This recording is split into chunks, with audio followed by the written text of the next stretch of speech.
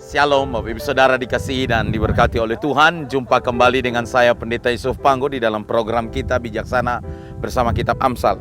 Bapak Ibu Saudara dikasihi dan diberkati oleh Tuhan. Amsal kita pada kesempatan ini terdapat di dalam Amsal pasal 22 ayat yang ke-16. Firman Tuhan berkata, orang yang menindas orang lemah untuk menguntungkan diri, orang yang menindas orang lemah untuk menguntungkan diri dan memberi hadiah kepada orang kaya hanya merugikan diri saja. Di dalam terjemahan yang lain berkata, orang yang mencari keuntungan dengan menindas orang miskin dan dengan menyuap orang kaya pada akhirnya akan melarat. Bapak Ibu Saudara dikasihi dan diberkati oleh Tuhan. Amsal mengajarkan kita pada kesempatan ini bahwa ternyata siapa yang memeras, siapa yang merampas, siapa yang menahan hak pekerja atau hak orang yang miskin, maka sesungguhnya tidak akan mendatangkan keuntungan bagi diri sendiri.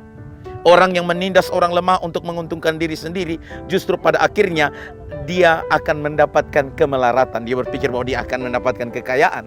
Bapak Ibu Saudara, pelajaran berharga ketika ada orang yang berpikir bahwa dengan melakukan korupsi dia berpikir akan menjadi kaya. Tapi kita tidak tahu bahwa pada akhirnya ketika mungkin Tuhan izinkan masalah atau perkara itu terbongkar, maka sesungguhnya nama baiknya hancur dan mungkin pada akhirnya dia sisa hidupnya dihabiskan untuk menjalani hukuman. Sesuatu yang menyedihkan. Maka firman Tuhan berkata, orang yang mengambil keuntungan dengan menindas orang lemah, dengan merampas memeras, justru hanya merugikan dirinya saja. Pada akhirnya dia akan mengalami kemelaratan.